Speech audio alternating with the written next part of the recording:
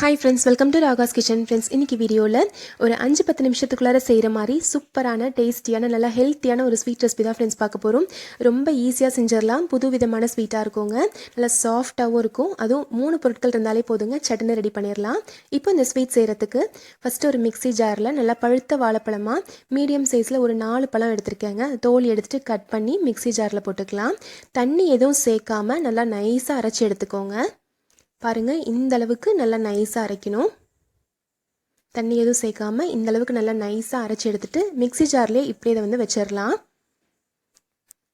இப்போது ஸ்டவ்வில் ஒரு பேன் வச்சுக்கலாங்க. இதில் 1 ஸ்பூன் அளவுக்கு நெய் போட்டுக்கலாம். நெய் சூடானதும் ஒரு 7-8 முந்திரி பருப்பு போட்டு நல்லா வந்து வறுத்து எடுத்துக்கலாம்.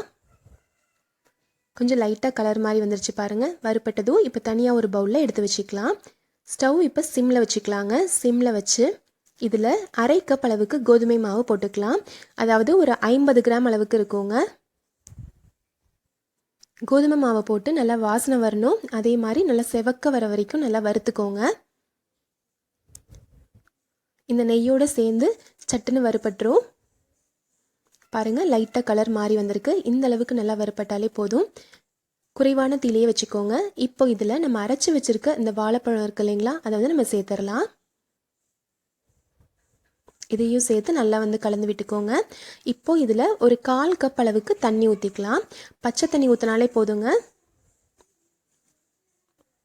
ஒரு 1/4 கப் அளவுக்கு தண்ணி ஊற்றிக்கிறேன். ஊற்றி இதை நல்லா வந்து மிக்ஸ் பண்ணிடலாம். இது ரெண்டும் நல்லா சேர்ந்து நல்லா மிக்ஸ் ஆனதும் இப்போது இதில் இனிப்புக்கு உருண்டை வெல்லத்தை பொடிச்சு நம்ம இதில் சேர்க்க போகிறோங்க. இப்போ நம்ம வந்துட்டு 50 கிராம் அளவுக்கு கோதுமை மாவு எடுத்தோம். அதுக்கு 100 கிராம் அளவுக்கு வெல்லம் எடுத்தால் சரியாக இருக்கும். அதாவது ஒரு 3/4 கப் அளவுக்கு.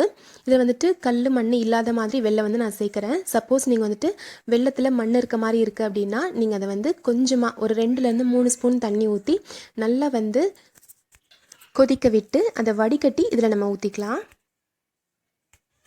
இப்போ இது எல்லாமே சேர்ந்து நல்லா மிக்ஸ் ஆகட்டும். நான் வெல்லத்தை பொடியாக அப்படியே சேர்த்துக்கனால ஒரு 2 நிமிஷம் கிட்ட ஆகுங்க இது எல்லாமே சேர்ந்து நல்லா மிக்ஸ் ஆகிறதுக்கு. சப்போஸ் நீங்கள் கொதிக்க வச்சு சேர்த்துட்டீங்க அப்படின்னா சட்டுன்னு வந்து எல்லாமே சேர்ந்து நல்லா கலந்து வந்துடும். பாருங்கள், இந்த அளவுக்கு நல்லா மிக்ஸ் ஆகிடுச்சு. இப்போ எல்லாமே சேர்ந்து நல்லா இந்த அளவுக்கு நல்லா கலந்து வந்ததும் இதில் 1 ஸ்பூன் அளவுக்கு நெய் போட்டுக்கலாம். 1 ஸ்பூன் நெய் சேர்த்து நல்லா வந்து ஒரு தடவை மிக்ஸ் பண்ணிடுங்க. நம்ம பேனில் ஒட்டாமல் வரணுங்க. அதாவது கிட்டத்தட்ட நம்ம அல்வாலாம் செய்யும்போது பேனில் ஒட்டாமல் வரும் இல்லைங்களா, அந்த மாதிரி நம்மளுக்கு வரணும். ரொம்ப ஈஸியாக ரெடி பண்ணிடலாம். நம்ம இதில் வாழைப்பழம், கோதுமை மாவு, வெல்லம் இதெல்லாம் சேர்த்துருக்கோன்றனால நல்லா ஹெல்த்தியான ஒரு ஸ்வீட்டாகவும் இருக்கும். இந்த அளவுக்கு நம்மளுக்கு பேனில் ஒட்டாமல் வந்ததும் இதில் நம்ம வறுத்து வச்சுருக்க முந்திரி பருப்பும் சேர்த்து நல்லா வந்து மிக்ஸ் பண்ணிடலாம். நீங்கள் விருப்பப்பட்டீங்க அப்படின்னா ஒரு 1/2 ஸ்பூன் அளவுக்கு ஏலக்காய் தூளும் சேர்த்து நல்லா வந்து கலந்து விட்டுடலாம்.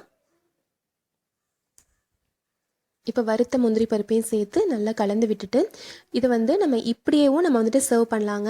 அல்லது நான் வந்துட்டு ஒரு பாக்ஸில் கொஞ்சமாக நெய் தடவி விட்டு அதில் வந்து இதை போட்டு நல்லா அழுத்தி விட்டு பர்ஃபி மாதிரி கட் பண்ணி சர்வ் பண்ண போகிறேன்.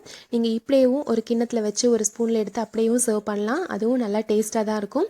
அல்லது பர்ஃபி மாதிரி வேணும் அப்படின்னாலும் நீங்கள் வந்துட்டு சர்வ் பண்ணலாம். பாருங்கள், இப்போ கொஞ்சம் கூட ஒட்டாமல் நல்லா வந்துருச்சு. இந்த அளவுக்கு நம்மளுக்கு வந்ததும் இப்போ நம்ம வந்துட்டு ஸ்டவ் ஆஃப் பண்ணிடலாம். இப்போது இந்த பவுலில் நான் வந்துட்டு கொஞ்சமாக நெய் தடவி வச்சுருக்கேங்க. இதில் நம்ம ரெடி பண்ணி வச்சுருக்க ஸ்வீட்டை போட்டு நல்லா அழுத்தி விட்டுறலாம். ரொம்ப ஈஸியாக செய்யக்கூடிய ஸ்வீட்டும் இது.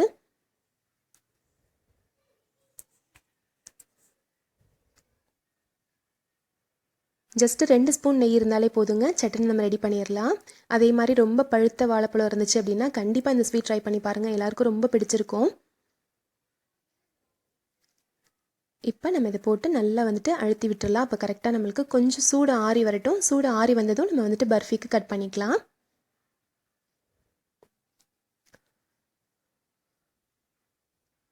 இப்போ நல்லா வந்து அழுத்தி விட்டாச்சு. இது நல்லாவே இப்போ சூடு ஆறிடுச்சுங்க. சூடு ஆறினதுக்கப்புறம் சைட்லலாம் கத்தி வச்சு லைட்டாக இப்படி எடுத்து விட்டுக்கோங்க. எடுத்து விட்டுட்டு இப்போ இந்த பவுலை நம்ம திருப்பி போட்டு பாருங்கள், கொஞ்சம் கூட பவுலில் ஒட்டாமல் அப்படியே வந்துருச்சு. இப்போ நம்ம கட் பண்ணி பீசஸாக பர்ஃபியாக சர்வ் பண்ணிடலாம்.